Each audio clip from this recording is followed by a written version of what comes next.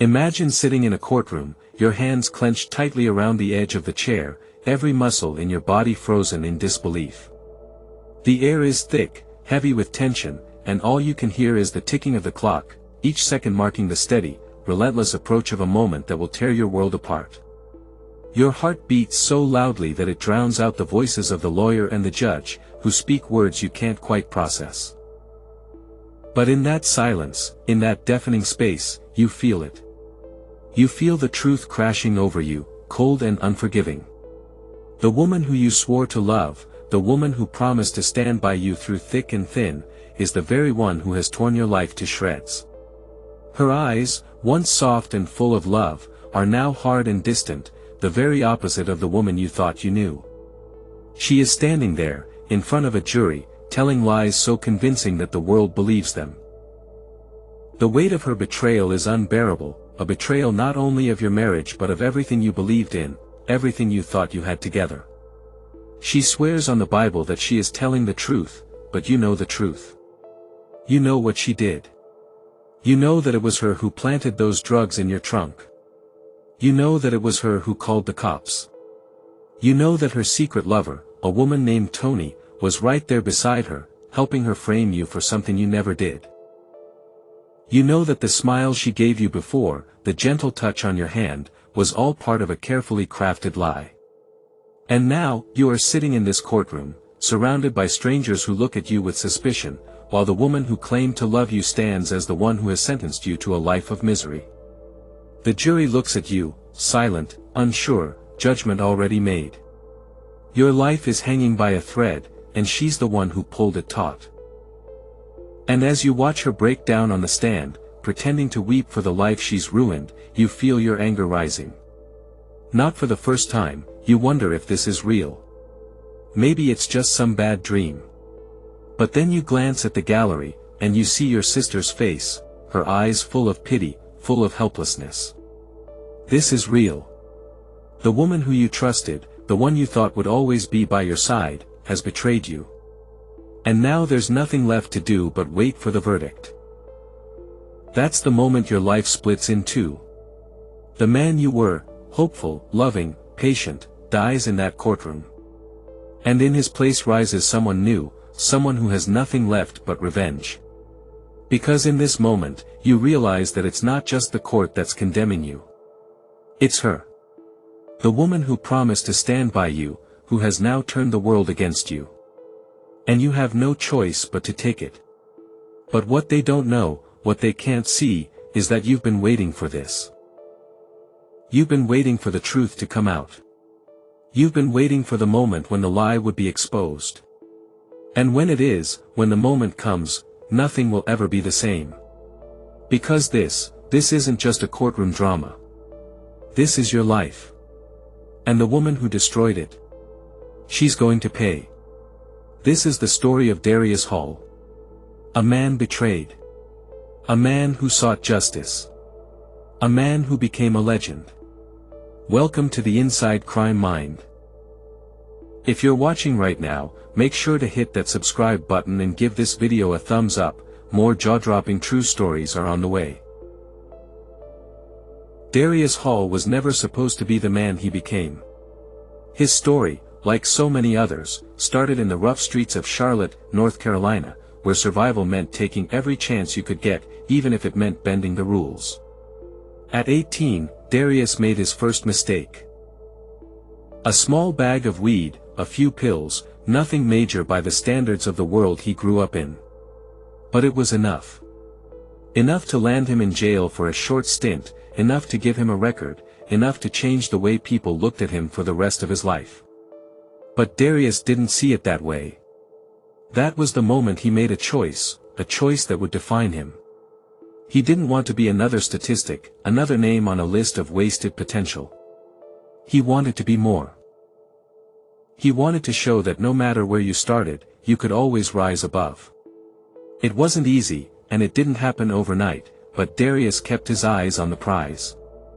He worked hard, got out early for good behavior, and vowed never to go back. He found work, started taking night classes, got certified in youth counseling. But most importantly, he found a purpose.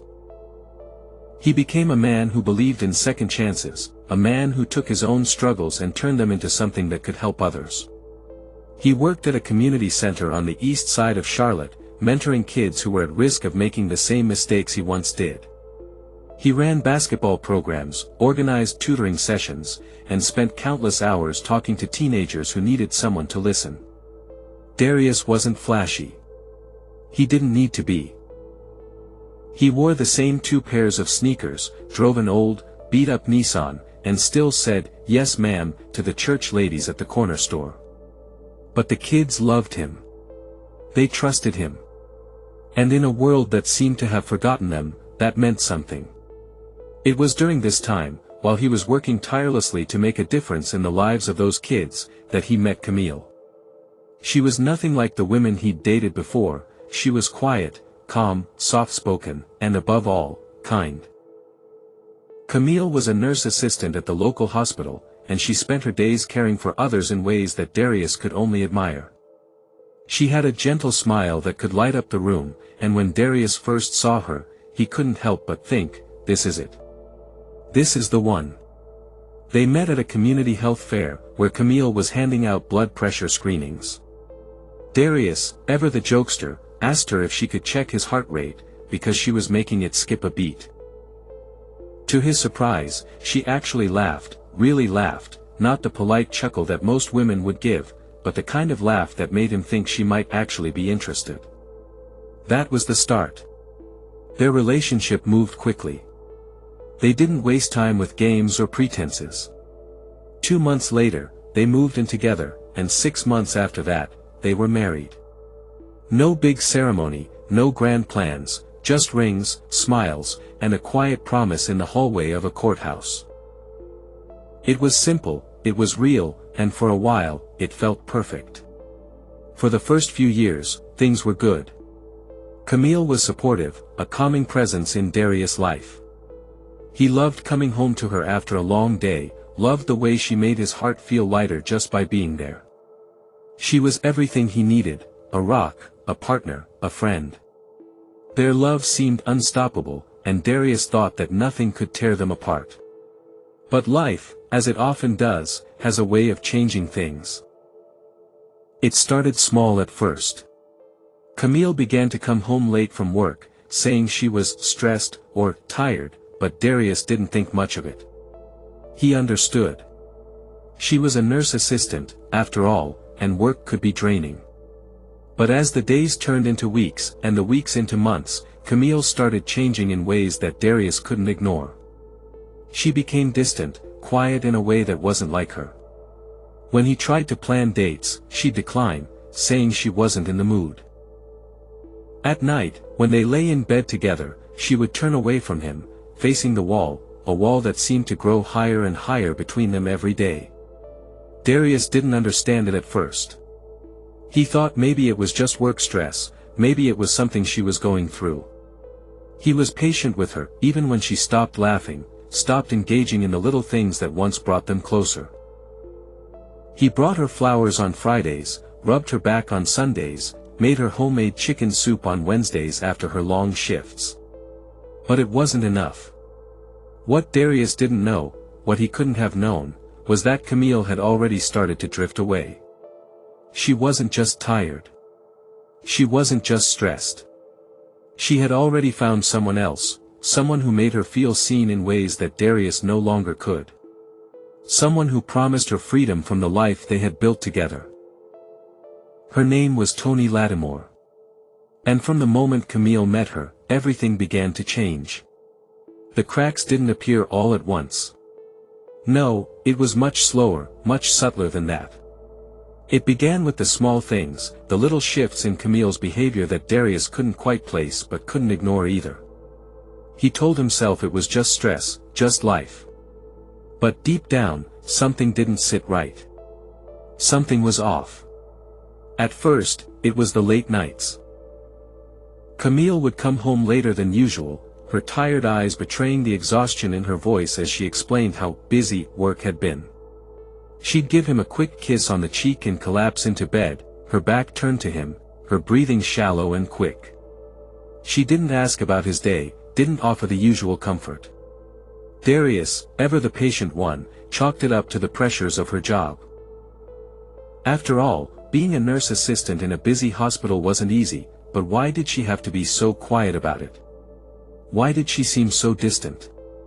Then came the phone calls, always at odd hours, when Darius wasn't around, when he was in the other room or at work. Camille would slip off to the corner of the living room, speaking in hushed tones, her back to him, as if hiding something in plain sight. At first, he thought it was nothing. Maybe a call from a friend, or a family member, but the secrecy was there, an unspoken understanding between them that he wasn't meant to know. When he asked, she would smile and say it was nothing, just work stuff, but there was something in her eyes that made him question it. Something that didn't quite match the words she spoke. And when she wasn't talking to someone on the phone, she was glued to her screen, scrolling through social media late at night. It wasn't just that she was distracted, it was the way she would lock her phone every time he entered the room, the way she quickly turned it face down whenever he walked by. At first, he thought it was just paranoia, just his own insecurities creeping in. But with each passing day, it became harder to ignore. There was a shift in the air between them. It wasn't loud or obvious, but it was there, hanging heavy like a storm cloud. Camille would no longer smile at his jokes, no longer greet him with the same warmth when he came home. She'd become colder, quieter. The laughter they once shared had all but disappeared. Darius would ask, gently, "What's wrong, Camille? Talk to me." But she would only shrug, her lips tight, her eyes avoiding his. It was as if she didn't even see him anymore. And Darius, he could feel her slipping further and further away. It wasn't the kind of distance that came from a fight. No, it was something deeper. Something more insidious. It wasn't just the late nights or the phone calls, it was the way Camille stopped looking at him the same way. The warmth in her eyes faded. The affection she once showed him, the touch of her hand on his shoulder when she walked by, was gone. She became more and more preoccupied with her own thoughts, her own world. It wasn't like her at all, and the longer it went on, the more Darius began to wonder. He didn't want to admit it to himself. He didn't want to believe it, but deep down, he could feel it. There was someone else. He just didn't know who. One night, Darius woke up to find Camille standing by the kitchen sink, staring out the window into the dark. The clock on the wall ticked loudly in the silence of the house.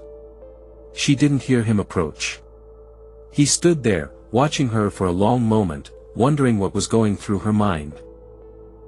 But when she turned around and saw him standing in the doorway, she quickly wiped her face, as if she had been crying, and smiled weakly.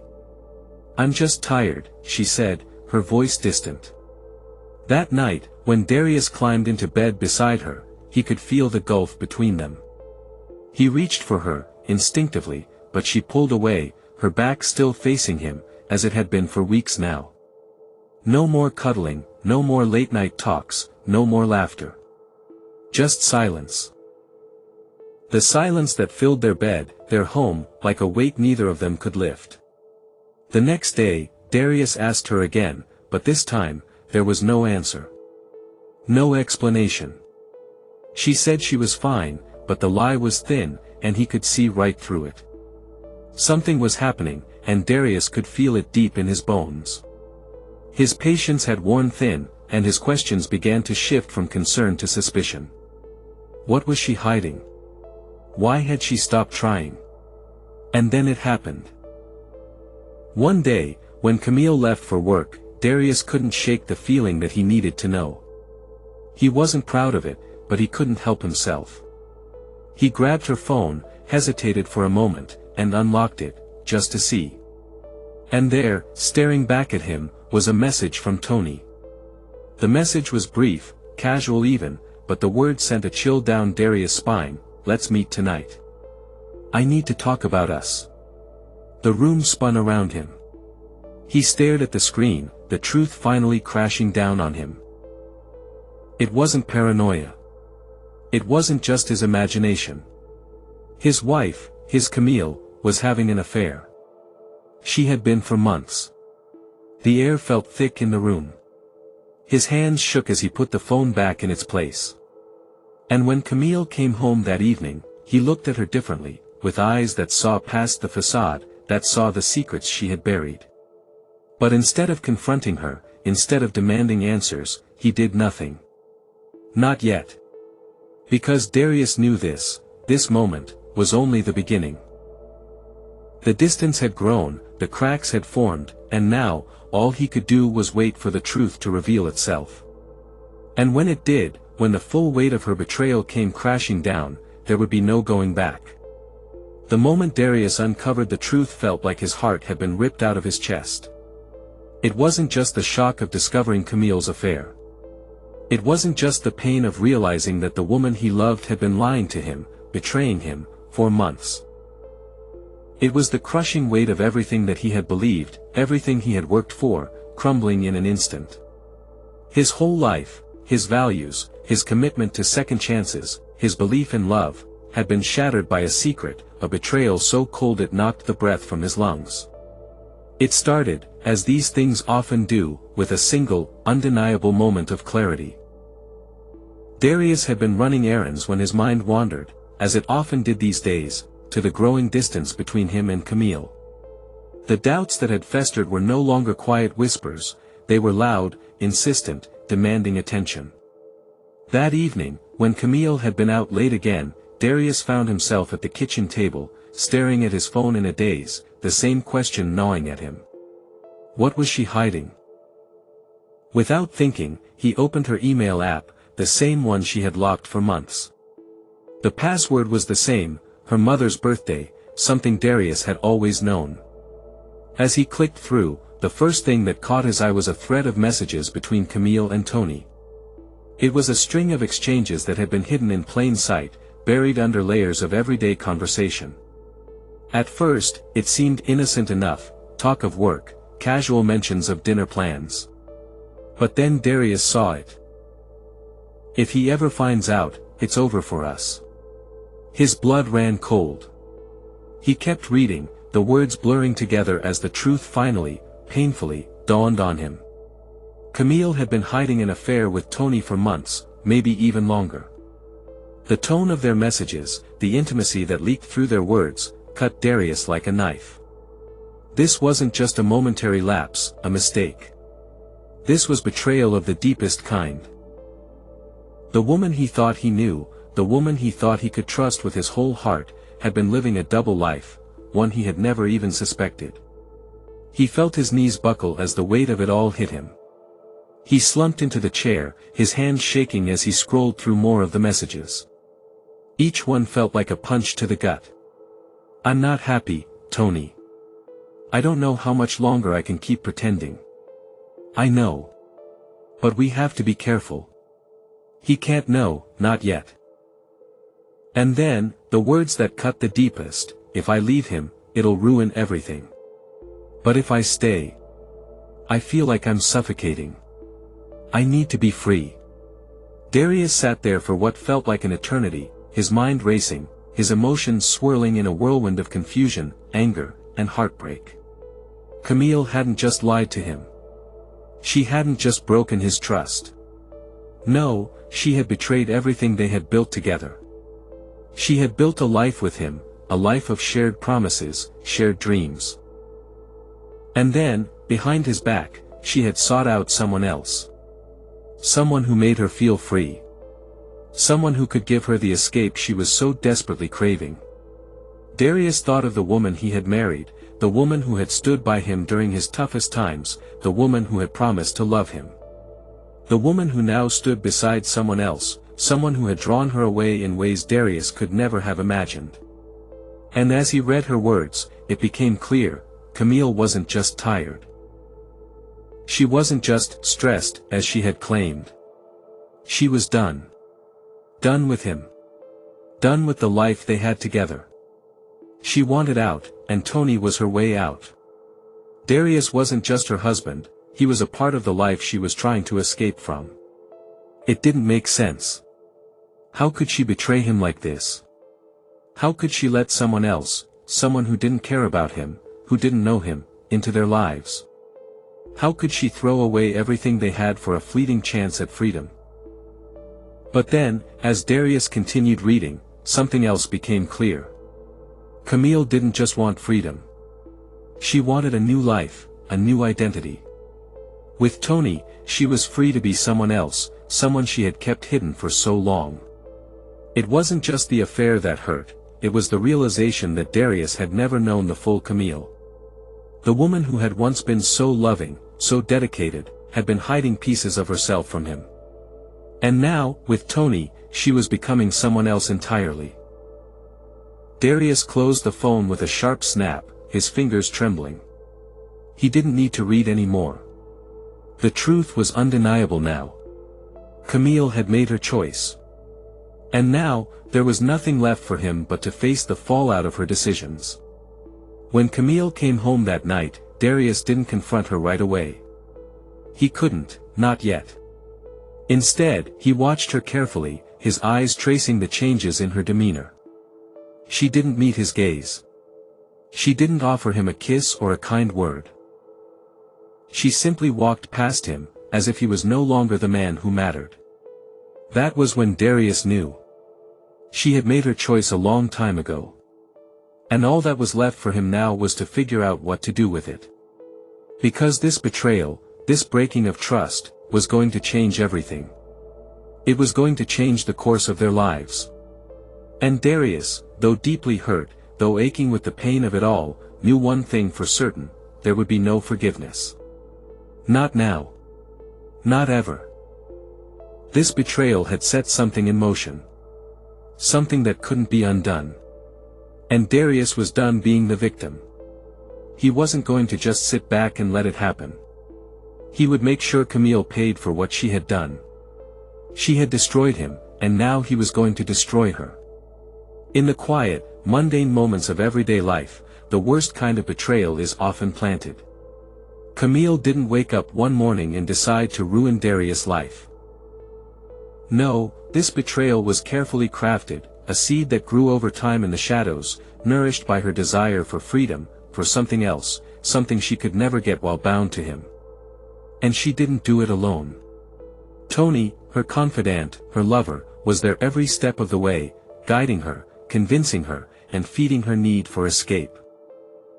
Together, they became a well-oiled machine of deceit, the gears of which would soon come crashing down on Darius, blinding him to the trap that had been set for him. The plan was simple, in the cruelest way possible. Camille had access to his car, his beat-up Nissan Altima, the one he drove to work every day, the one that carried the weight of his hopes and dreams, and now, it would carry something else. She knew the moment to strike. It was when Darius had been preoccupied with work, with his community projects, his mentorship. He was out of the house, doing what he did best, helping others. And while he was out there making a difference, she was inside, making her move. She had known for weeks that the drugs Tony had given her, 3 vials of cocaine, a couple of packs of oxycodone, and enough street dust to make the most innocent man guilty, would be the ticket to her new life. The plan had been discussed over and over again in hushed conversations, their voices blending into the sound of the night, their hands steady as they moved together in the dark. Camille, who had once sworn to love Darius for better or worse, now stood in a cold, dark garage, the bag of drugs clutched tightly in her hand. She'd parked his car where it always sat, under the small light above the driveway. Her heart hammered in her chest as she worked quickly, efficiently, like a surgeon performing a procedure. She opened the trunk with a practiced hand and tucked the small pouch of drugs beneath the spare tire, where it would be nearly impossible to find. It wasn't the first time she'd done something like this. She had hidden secrets for years now, but this one felt different. This secret would change everything. She would change everything. When the drugs were planted, she didn't hesitate. She took out her phone, called the number she'd saved under a fake name, just to be sure. It was Tony, who had made arrangements with a friend of hers, someone who had the right connections with the local police. Camille's voice was steady as she spoke, her words rehearsed, as if the lie had been born long ago. "I need you to make an anonymous tip. Just tell them a guy named Darius Hall is selling drugs out of his car. The community center is the cover. They'll find it in his trunk, no problem. Tell them to make it quick. He's on his way back." Tony's voice crackled through the line, her calmness matching Camille's as they exchanged the final details. There was no turning back now. Camille hung up the phone with a hand that didn't shake, and for a moment, she felt something like relief. But it wasn't relief. It was the cold certainty that she had sealed her fate, and his. The call was made. The tip was anonymous, but it was just enough to send the police scrambling. They had their suspect, they had their proof. The next morning, Darius, completely unaware of the storm that was about to hit, drove to the community center like any other day. He didn't see the police car waiting just around the corner, the officer's position to strike when he least expected it. The moment Darius pulled into the parking lot, he didn't see the flashing lights or the officers moving in on him. He didn't see the two policemen who approached his car, stiff and serious, eyes sharp and cold, as they asked him to step out of the vehicle. His heart raced, his mind swirling with confusion. Was it a broken taillight? A routine check? He couldn't have known that the nightmare Camille had orchestrated was about to unfold. He had no reason to believe anything was wrong. He had never been the type to draw attention to himself. But as the officers popped open the trunk, his stomach dropped. They pulled out the baggies, small packets wrapped tight in plastic, unmistakable in their contents. They held up the drugs like a trophy, and Darius' world tilted, his breath catching in his chest. "Sir, you're under arrest for possession with intent to distribute," one of the officers said, his voice flat, his hand already reaching for the cuffs. Darius' mind was racing. This wasn't possible. This wasn't real. He didn't even know where the drugs came from. It didn't make sense. Wait, this isn't mine," he tried to explain, his voice rising in panic. But it was too late. The cuffs were already cold around his wrists, and the world as he knew it began to crumble. Inside the station, Camille walked in, tears already in her eyes. She was the picture of distress, of a wife who had just found out that her husband was living a secret life. Her soft voice shook as she told the detectives, "I just found out. He's been acting strange. I thought he was better, but now I'm not so sure." She looked at Darius, but there was no recognition in her eyes, only a cold, rehearsed pity. "I think he's been selling stuff at the center," Camille added, her words cutting through Darius like a knife. She was painting him as a monster, a man who couldn't control himself. Her testimony was convincing. The jury didn't need much more than the drugs in the trunk and the wife's testimony about his past mistakes. The story was simple, clean, and believable. The prosecutor painted Darius as a wolf in sheep's clothing, someone who spent his days helping kids while secretly dealing drugs. They didn't see the man he was, the mentor, the counselor, the person who wanted to change. They saw the criminal they had been told about. And just like that, the wheels of fate turned. The judge sentenced him to 15 years without parole for the first 12. When the bailiff took him away, Darius didn't even look back. His world was gone, stolen in a moment, and the woman he had trusted most had handed him over, smiling as she watched him disappear.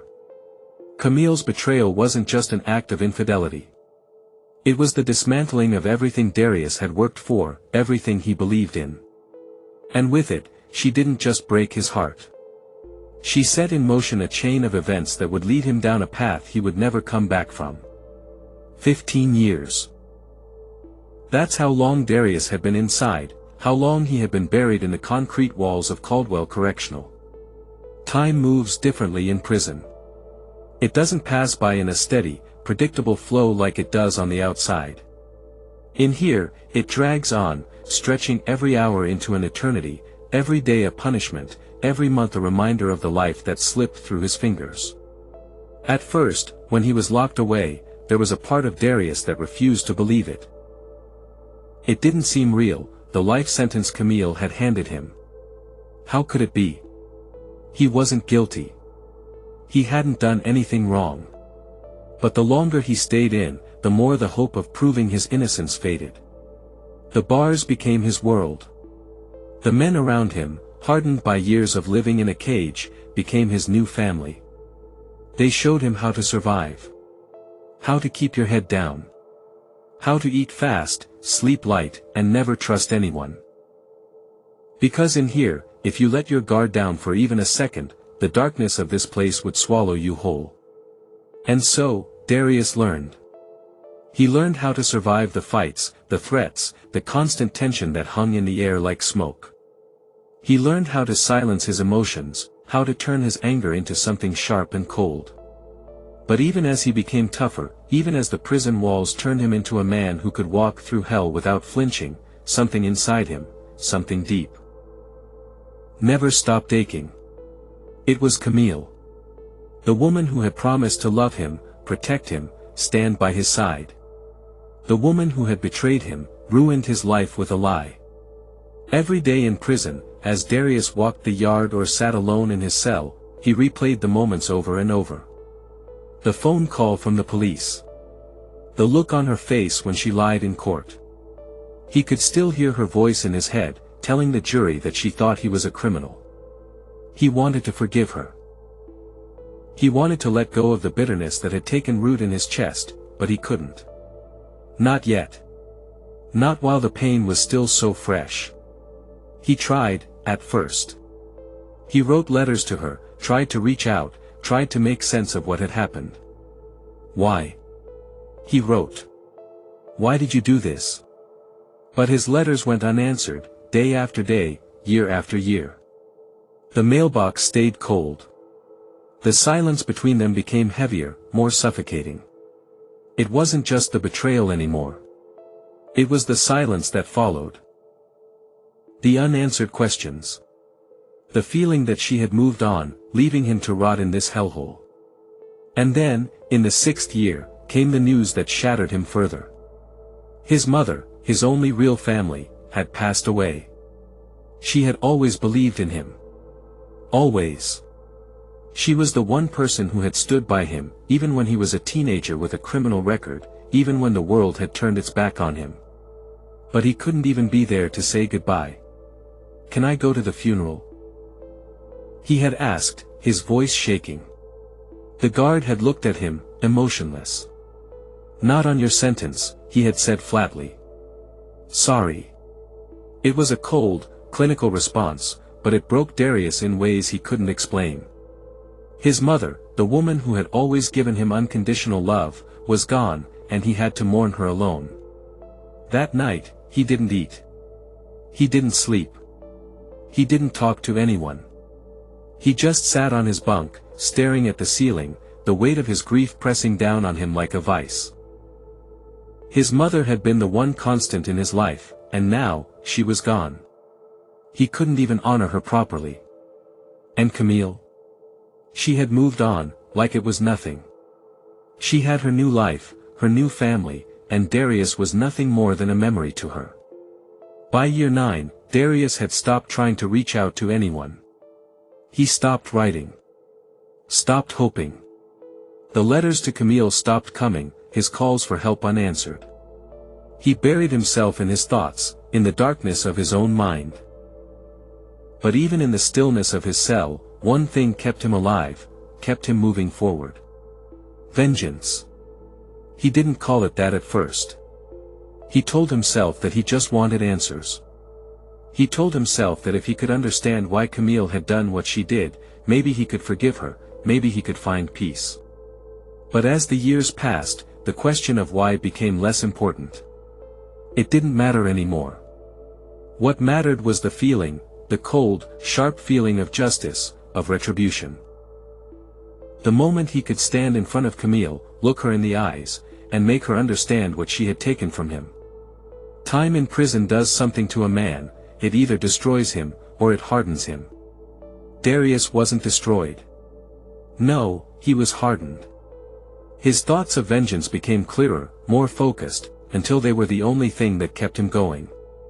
Every night, as he lay in his bunk, staring at the ceiling, his mind would wander.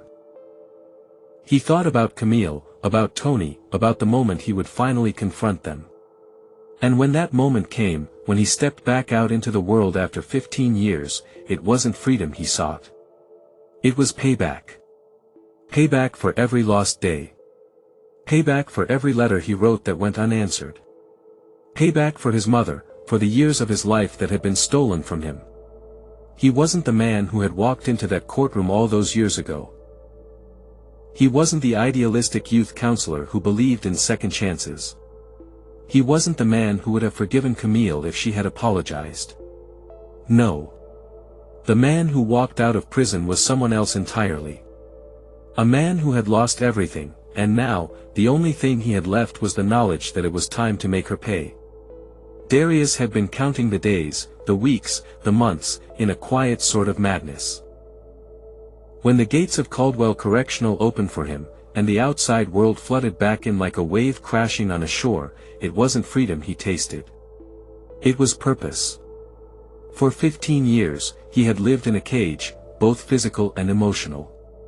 But now, the cage had opened. And the world that once seemed to turn without him, it no longer mattered. The only thing that mattered was the moment he'd been waiting for. The moment when he would finally make Camille and Tony understand. As Darius stepped out of the prison, the sun felt strange against his skin. He had been inside for so long that the light was almost blinding. But he didn't stop walking. His steps were slow, deliberate, the sound of his boots against the pavement sharp and measured. He wasn't in a rush. There was no need to hurry. What was one more hour, one more day, when he had already lost so much? The money he had saved in prison, $200 from janitorial work, wasn't much. But it was enough to get him a room, to buy a burner phone, to start looking for answers. And in the quiet of his small room, Darius found what he needed. Camille had a new name now, Lattimore. She had moved to Savannah years ago, remarried, had a child. Her new life, her new family, had been built on the foundation of his destruction.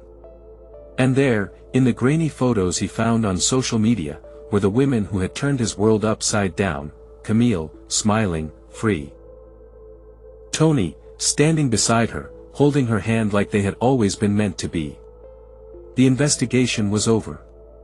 The discovery of her new life was clear, unambiguous. Darius knew exactly where they lived. He knew their neighborhood, the house, the street. He knew the life they had built in his absence. But he wasn't angry anymore. No, he was beyond that. What he felt now was different, a cold, quiet resolve. He had thought about this moment every day for 15 years. He had imagined the confrontation, playing it out in his mind like a man rehearsing a final act. And now, it was here. The time had come. He pulled up to the house in the early evening, when the sun was just beginning to dip beneath the horizon, casting a muted glow across the front yard. The house was neat, with manicured roses out front, a lawn chair under the tree, wind chimes softly tinkling in the breeze. It could have been a peaceful scene. A quiet, suburban home where nothing out of the ordinary ever happened. But Darius knew better. He parked at the end of the street, just out of sight. He didn't rush. He stepped out of the car slowly, the weight of the past 15 years in each step. His movements were calm, controlled. There was no hesitation. There was no panic. He walked the last block on foot, his hands tucked into his pockets. The world seemed to slow around him. A dog barked from a nearby porch, kids played on the sidewalk, and the evening air was warm, almost welcoming. But Darius didn't flinch. He didn't stop walking. He didn't care about any of it. The only thing that mattered now was the door he was heading toward, the house that held the two women who had ruined his life. When he reached the front door, he knocked once, sharply. It echoed in the stillness of the evening. The door opened slowly. Camille stood there first, her eyes squinting, her expression faltering as she recognized him. It had been years, but Darius could still see the woman he had once loved in her face. Her shock was brief, and then came the recognition. And then, fear. Behind her, Tony appeared, her posture stiff, her hand moving toward her phone instinctively. But it was too late. Darius had already stepped into the threshold, his presence filling the small, quiet entryway. "Darius," Camille whispered, her voice trembling. She couldn't form any more words. Her lips parted, but no sound came out. She looked small, fragile in that moment. The woman who had stood before him in that courtroom, so sure of her lies, now seemed like a ghost of the person she once was. Darius didn't move. He didn't reach for her, didn't say anything at first. He just stood there, his gaze cold, unwavering. And then he spoke, his voice low, measured. 15 years. You think I forgot? You think I forgave you? His words were deliberate, each one like a hammer striking a nail. He didn't shout. He didn't need to. His calm demeanor, the calm that had been building inside him for so long, was far more chilling than any rage could have been. "I didn't deserve this," he said, looking past Camille to Tony, who was standing still, her fingers trembling near the phone, ready to call for help. "I didn't deserve any of it. You took everything from me." Camille's eyes filled with tears, but she didn't speak. Her body trembled. Tony, on the other hand, made her move. She reached out, trying to protect Camille, her voice tight, defensive. "This isn't you, man. You need to walk away. This isn't the way." Darius didn't listen. He wasn't listening to anyone anymore. His life had been stolen, and now, the scales would be balanced. He reached into his jacket, pulled out the Glock 9mm with steady hands. His movements were fluid, practiced. He wasn't frantic. He wasn't angry.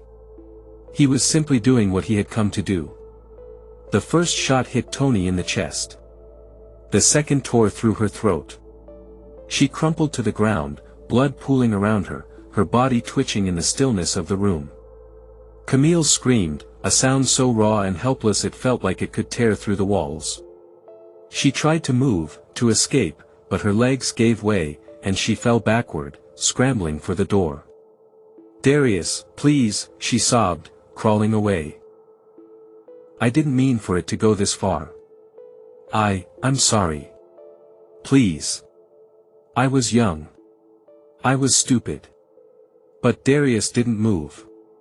He stepped forward slowly, calmly, his gun still in hand. "You swore to tell the truth," he said, his voice quiet, final. "Now tell God." And with that, the last shot rang out. The silence that followed was deafening. Darius stood there for a moment, taking it all in, the sight of Camille, her life slipping away, the weight of his decision settling over him like a blanket. There would be no more running. No more lies. There was only the finality of what he had done. He turned around, walked out of the house, and drove himself to the nearest police station. There was no fear in his heart. No regret.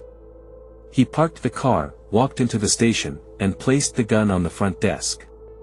"I killed 2 people, he said, his voice calm, collected.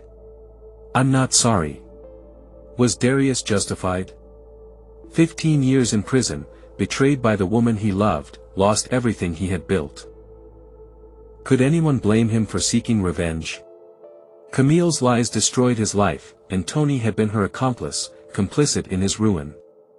Darius had spent years in a cage, filled with anger and grief. He could have forgiven. But could anyone forgive the unforgivable? The question isn't simple. Was Darius a man pushed too far by pain and betrayal? Or had he become a villain, his bitterness and thirst for vengeance swallowing him whole? What price do you pay when you lose everything? Is revenge ever truly justified, or does it only bring more darkness? Maybe Darius was justified. Maybe he wasn't. But the truth is, when you've lost everything, you stop caring about right and wrong. You only care about making them see what they took from you. And in that moment, Darius made them see. But was it enough? So, what would you do if you were in Darius' shoes? Would you seek revenge, as he did, or would you find a way to forgive the one who betrayed you? After all, Darius had everything taken from him, his future, his family, his freedom. And when he finally had the chance to confront the ones who wronged him, he chose a path that changed everything. But was it the right one? Or was it a path that swallowed him whole, leaving only darkness in its wake? This story forces us to ask ourselves, what would we do when pushed to the edge? Would we hold on to our humanity, or would we let our pain dictate our choices? What do you think? Was Darius justified in seeking vengeance, or was he consumed by bitterness? Let us know your thoughts in the comments. Because this story is more than just a tale of revenge, it's about how far we're willing to go when the world betrays us. How far would you go? Some stories don't fade, they haunt. Darius Hall's story is one of those. The echo of betrayal, the weight of revenge, and the cost of everything lost will linger long after the credits roll. Was he just a man broken by the world, or was he something darker, forever lost in his quest for justice?